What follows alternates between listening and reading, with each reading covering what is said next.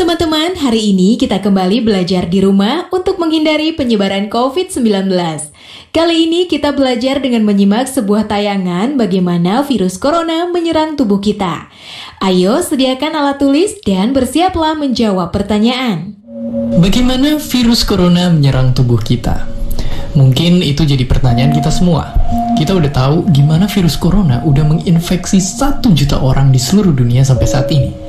Tapi yang mungkin belum banyak kita tahu, sebenarnya gimana sih virus ini nyerang tubuh kita? Mengapa infeksi virus ini bisa mematikan? Semua dimulai dari sini. Ketika virus corona masuk ke tubuh kita lewat percikan batuk atau bersin orang yang positif, baik secara langsung atau waktu kita nyentuh benda yang udah terkena percikannya dan gak cuci tangan setelahnya. Kalau udah gitu, si virus masuk lewat saluran pernapasan dan bergerak terus menuju sasaran utamanya, paru-paru. Disinilah virus yang punya 3 bagian utama ini mulai bekerja. Pertama-tama, paku protein corona ini akan nempel di paru-paru dan organ-organ lain yang selnya kaya akan protein ini, protein ACE2. Kalau tubuh kita ibarat rumah dan virus corona itu perampok, ACE2 itu ibarat gagang pintu rumah kita. Begitu dia nempel, perlahan tapi pasti virus ini akan ngedorong masuk ke dalam sel kita. Dan begitu berhasil masuk, barulah aksi sebenarnya dimulai. Di fase ini, tubuh virus corona akan membuka dan sang hacker pun terbebas. Dia akan ngehack inti sel sehat untuk nipu sistem imun tubuh kita biar nggak nyerang virusnya. Dan sekaligus ngebuat inti sel jadi memproduksi cikal bakal virus corona baru. Sel yang udah terinfeksi dan dihack ini selanjutnya akan terprogram untuk bunuh diri dan melepaskan jutaan virus corona yang siap nginfeksi dan ngehack sel-sel sehat lainnya. Ya, awalnya mungkin kita cuma kemasukan virus corona yang jumlahnya dikit, tapi dalam hitungan hari aja udah akan ada jutaan sampai miliaran virus corona baru, bikin paru-paru kita dipenuhi oleh mereka. Tapi ternyata, mimpi buruknya ada setelah ini. Ya, ketika virusnya udah menuhin paru-paru kita, sistem imun kita bakalan ngerespon ibarat polisi dan tentara yang meluncur ke tempat kejadian perkara. Tapi inilah yang bikin ngeri. Di sini, virus corona jadi penipu ulung yang bisa ngakalin sistem imun kita. Mereka bikin sistem imun nyerang membabi buta, termasuk nyerang sel-sel sehat kita.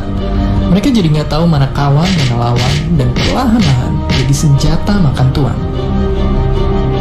Buat sebagian besar kasus, kejadian ini emang nggak berlangsung lama. Karena kalau sistem imun kita kuat, mereka pun akan bisa menang dari segala taktik virus corona. Tapi terkadang tubuh kita sedang lemah, dan kalau udah gitu efeknya bisa parah. Kita bisa kena radang paru-paru akibat sel sehat di sini yang udah nggak bisa nahan bakteri pneumonia.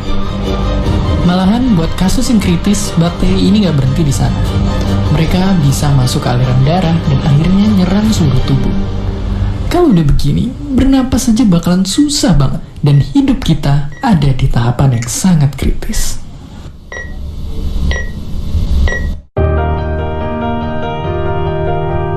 Ya, mungkin dengan fakta-fakta barusan bikin kita takut dan khawatir. Tapi ingat, kita pun punya cara buat memperkuat daya tahan tubuh kita. Makan makanan bergizi. Ya, bukan lagi sekedar 4 sehat 5 sempurna, tapi ikutilah pedoman gizi seimbang yang bisa ningkatin imun tubuh kita. Virus corona bisa parah kalau kita emang sakit. Tapi kalau tubuh kita sehat, kita punya harapan untuk bertahan.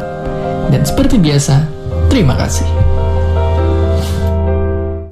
Sekarang teman-teman sudah paham ya tentang bagaimana virus corona bisa menyerang tubuh kita? Nah, kita latihan menjawab soal berikut ini ya. Bagaimanakah cara kalian meningkatkan imun tubuh agar tetap sehat dan terbebas dari virus corona?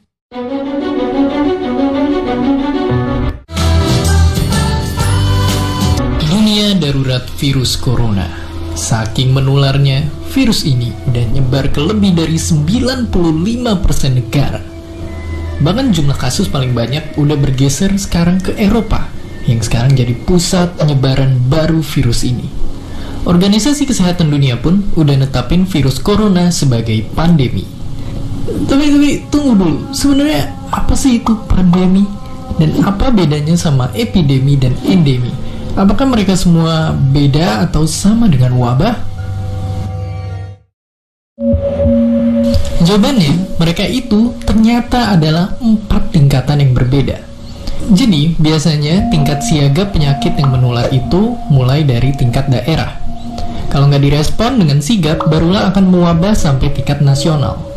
Dari sana, bisa tambah parah lagi jadi nyebar ke negara tetangga. Dan buat penyakit-penyakit yang paling berbahaya bisa menyebar ke seluruh dunia. Oke, terus seberapa bahaya pandemi sebenarnya? Lalu sebelum corona, apakah ada pandemi yang udah pernah dunia kita hadapi? Jadi, pendeknya, yang namanya pandemi tentunya bahaya banget. Coba aja lihat ke sini.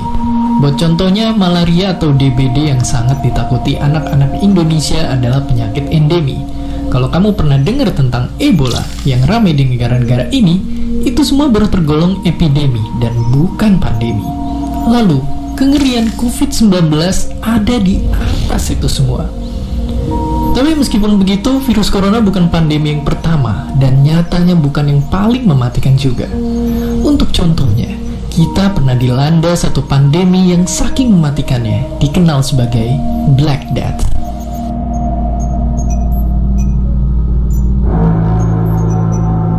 Jadi ceritanya, dulu di abad 14, selama bertahun-tahun umat manusia diserang oleh penyakit yang menyebar dari kutu dan tikus. Korban-korban yang berjatuhan tubuhnya berwarna hitam akibat infeksi bakteri. Mereka nyerang kulit dan paru-paru kita yang nimbulin demam, sakit kepala, infeksi paru-paru sampai akhirnya ratusan juta korban meninggal. Ini bisa terjadi karena dulu orang belum tahu kalau ternyata ada makhluk hidup yang tak terlihat yang bernama bakteri. Berbagai macam cara sudah dicoba, tapi semua tak berguna di hadapan musuh asing yang tak kasat mata. Pada akhirnya, memang wabah ini berhenti menyebar, tapi dalam waktu 4 tahun aja, 1/3 sampai 1/2 populasi Eropa saat itu menjadi korban.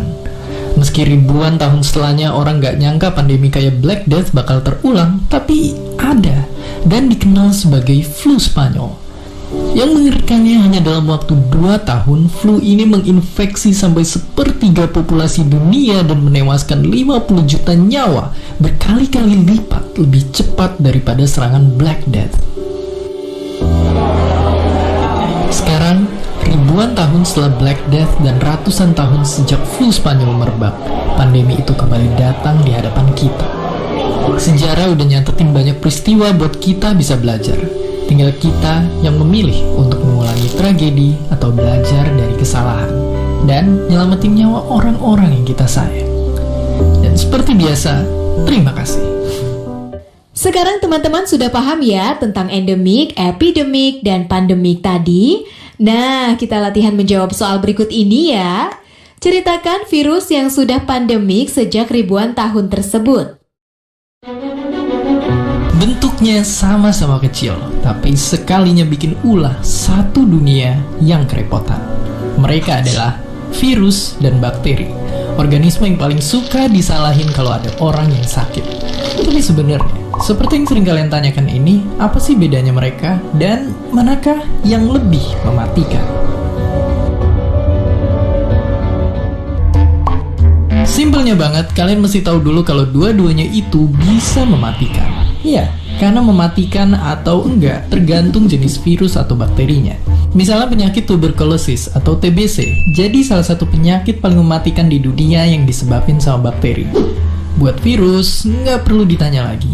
Tapi fakta mengejutkannya, bakteri dan virus pun nggak selalu mematikan. Bahkan lucunya bisa nolongin kita juga.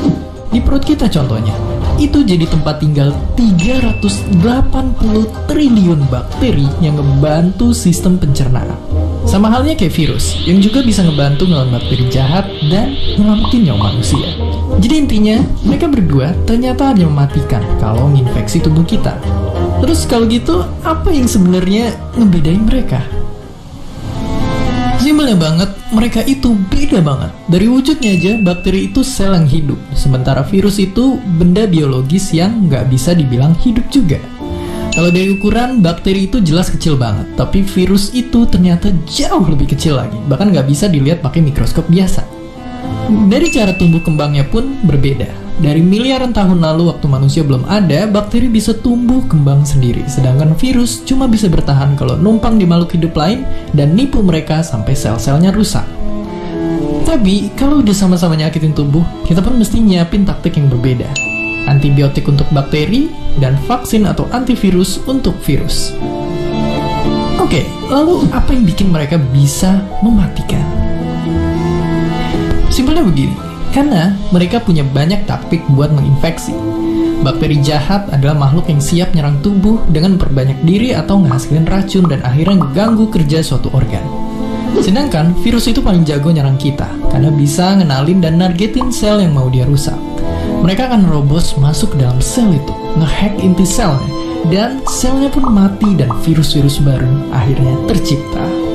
Ya, virus ini jago banget nyerang kita, seakan dia hidup dan bisa mikirin strateginya. Tapi, bukankah mereka nggak dihitung sebagai makhluk hidup?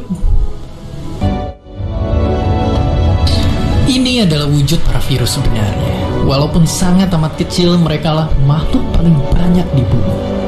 Kalau semua virus ini kita jejerin, panjangnya akan mencapai 100 juta tahun cahaya, melewati tata surya, melintasi galaksi Bima Sakti, hingga 2000 galaksi lainnya. Apakah mereka makhluk hidup?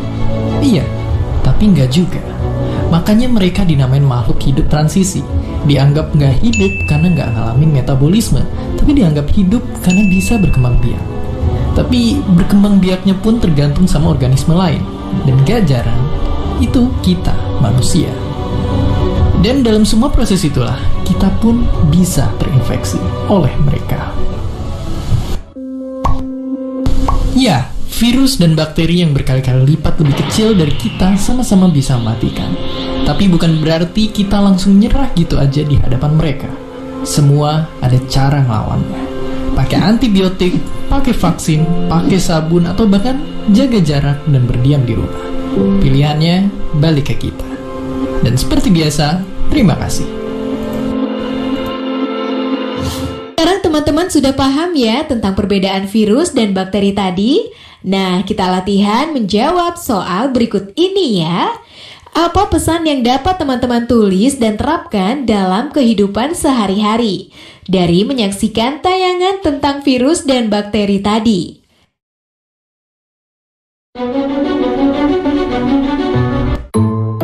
Kalau kita ingat masa kecil, hidup rasanya enak banget. Setiap sore kita bisa main sama teman-teman di lapangan yang luas, ngejar layangan berlarian tanpa beban.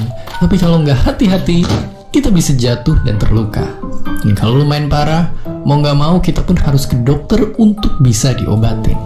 Dan kalau kita lihat, klinik itu isinya nggak cuma anak kecil yang luka aja. Kakek-kakek yang udah tua juga kalau sakit harus pergi ke sana. Ini karena di semua klinik dan semua rumah sakit ada banyak dokter yang siap ngobatin kita dari segala macam penyakit. Mereka semua berbekal ilmu yang sama. Tapi mungkin yang jarang kita tahu, ilmu yang satu ini nggak cuma mengobati, tapi juga berusaha mencegah semua penyakit dari nyerang hidup kita. Dan berusaha memahami dan mencari agar kita bisa hidup bahkan sampai 1000 tahun lagi. Inilah dia, ilmu kesehatan.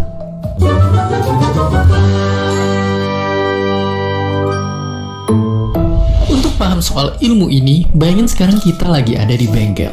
Di pojok sana, ada teknisi-teknisi yang ngebedah nyari tahu bagian mobil mana yang rusak dan mesti diperbaiki. Di sisi seberang, teknisi lain juga sibuk ngeganti oli yang usang dan ngencengin baut yang longgar. Semuanya agar bisa bikin mobil rusak jadi bisa ngebut lagi. Dan ya, seperti inilah sebenarnya ilmu kesehatan. Sebuah ilmu yang pelajarin gimana caranya agar tubuh manusia yang rusak bisa berfungsi lagi. Itulah yang awalnya jadi cerita tentang gimana ilmu kesehatan muncul dan berkembang. Tapi tentu tantangan sebenarnya nggak berhenti di sana. Tujuan utamanya bukan cuma bikin mobil rusak bisa jalan lagi, tapi lebih jauh dari itu. Gimana caranya kita bisa tahu apa yang bikin mobilnya rusak, biar nantinya kita bisa mencegahnya biar nggak rusak lagi, sampai akhirnya bisa mengaspal di jalanan sampai waktu yang lama. Dan ini bisa kita lakuin dengan memperluas pandangan kita, ngamatin semua mobil yang ada di jalanan untuk tahu apa-apa aja yang bisa jadi penyebab mobil itu rusak. Itu yang kemudian dipelajari dan dicari tahu cara mencegahnya. Jadi ya, kalau dulu kita sebatas cuma ngobatin orang sakit, sekarang ilmu kesehatan udah jauh berkembang. Sekarang kita pakai ilmu ini biar bisa nyegah orang biar nggak sakit sama sekali. Meskipun sekarang masalah kesehatan belum sepenuhnya terselesaikan, kita mesti tahu kalau untuk sampai ke sini, jalan yang kita lalui udah panjang banget. Dan inilah kisahnya. Sejak dulu kala, ilmu kesehatan udah ngebantu kita bertahan hidup. Dan sebenarnya ilmu ini adalah perkembangan dari ilmu lain yang udah pernah kita bahas sebelumnya, biologi. Itulah mengapa sejarah mereka pun gak jauh beda. Dari video biologi kemarin, kita udah tahu kalau dokter-dokter pertama muncul di Mesopotamia dan Mesir. Mereka melakukan operasi-operasi sederhana dengan obat-obatan sederhana. Dan begitu peradaban terus bergerak sampai ke Yunani kuno, di sanalah pria bernama Hippocrates menyadari kalau penyakit itu terjadi secara alami. Dan dengan gak lagi ngelihat kesehatan dari sisi gaib, ilmu medis jadi bisa terus berkembang. Tapi kemudian 1000 tahun lalu, muncullah tokoh yang mengubah wajah ilmu kesehatan. Ialah bapak kedokteran modern yang dihormati seluruh dunia, Ibnu Sina. Naskah medis yang ditulisnya masih dijadikan rujukan banyak sekolah di Eropa sampai ke abad 17. Ibnu Sina telah menanam akar yang kuat untuk ilmu kesehatan. Dari sanalah cabang-cabang ilmu kesehatan terus tumbuh dan berkembang dengan sangat besar. Lalu kalau kita lihat sekitar 100 tahun terakhir aja, hasil berkembangnya ilmu kesehatan bisa jelas kelihatan.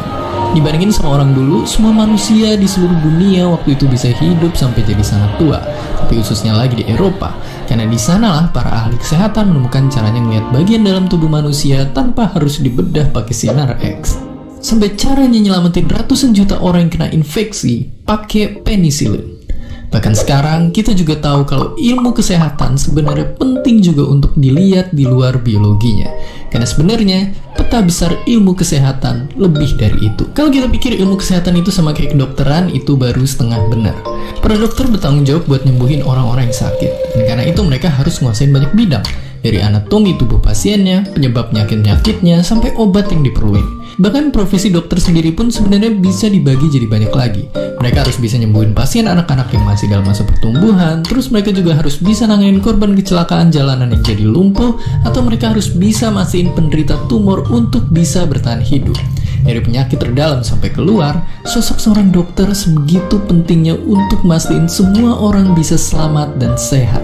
Tapi dari sini kita sadar kalau dari banyaknya pasien yang tiap hari nambah, terus-terusan ngobatin tiap orang itu nggak efektif. Perlu ada cara-cara baru biar bisa nyegah banyak orang jadi sakit. Dan muncullah kesehatan masyarakat. Ilmu ini punya misi yang sedikit beda dari kedokteran. Kalau kedokteran fokus ke pemulihan, kesehatan masyarakat nargetin biar orang nggak usah ada yang sakit lagi. Para ahli kesehatan masyarakat tersebar di sekeliling kita. Mereka ada di dalam lingkup pertambangan, memastikan semua pekerja aman dari kecelakaan. Mereka juga ada di laboratorium, mengambil sampel-sampel dari suatu lokasi untuk ngecek kontaminasi di sana, untuk bisa tahu misalnya apakah air ini beracun atau enggak, dan kalau iya, dari manakah penyebabnya. Dan mereka juga ngamatin gimana perilaku lebih suka makan junk food membuat kasus obesitas dan diabetes makin sering muncul. Dan nggak cuma itu aja, mereka nyegah orang-orang bisa sakit. Ada juga ilmu epidemiologi yang ngamatin pola-pola penyakit dan kecelakaan yang terjadi di masyarakat, lalu data-data itu dianalisis. Dan di ujungnya mereka bakal ngasilin peraturan-peraturan. Contohnya dari kasus flu burung yang sempat viral. Dari mulanya ngamatin ciri-ciri unggas yang kena virusnya dan ngamatin perilaku orang-orang yang kena flu-nya, mereka jadi bisa nyampein ke masyarakat gimana biar virus ini berhenti menyebar. Dan itulah ilmu kesehatan. Kalau dilihat secara garis besar, tingkat kesehatan di negara kita masih buruk kalau dibandingi negara-negara maju. Itulah yang juga lagi diperjuangin sama Pak Sudirman Nasir, ilmuwan Indonesia yang mendalami ilmu kesehatan sejak perkuliahan. Ia mengambil jurusan kedokteran dan belajar di bawah bimbingan banyak dosen yang pernah berkelana ke negara-negara lain. Mereka semua punya satu pesan untuk Pak Sudirman yang waktu itu remaja. Satu pesan yang sama. Sejumlah guru-guru saya itu selalu menasihati untuk membaca sebanyak mungkin dan kemudian jangan takut untuk mencoba mengembangkan minat tertentu. Saya makin lama makin tertarik pada aspek sosial kesehatan. Misalnya tadi itu perbedaan harapan hidup, atau mengapa ada satu masyarakat yang lebih rentan dibanding masyarakat yang lain. Dan itu banyak sekali ditentukan oleh perilaku mereka sehari-hari. Bagaimana memahami perilaku berisiko itu. Pak Sudirman Nasir tidak berhenti belajar di sana. Mendalami ilmu kesehatan telah membawanya dari Makassar sampai ke Australia. Hingga sekarang, sebagai dosen dan peneliti di bidang kesehatan, tulisan-tulisannya telah dijadikan acuan oleh ratusan peneliti. Pak Sudirman Nasir menekankan bahwa Indonesia masih perlu banyak tenaga kesehatan. Dan tentu yang ia maksud bukan hanya dokter saja. Mungkin kalau kita masih menganggap ilmu kesehatan itu hanya kedokteran, itu salah satu mitos.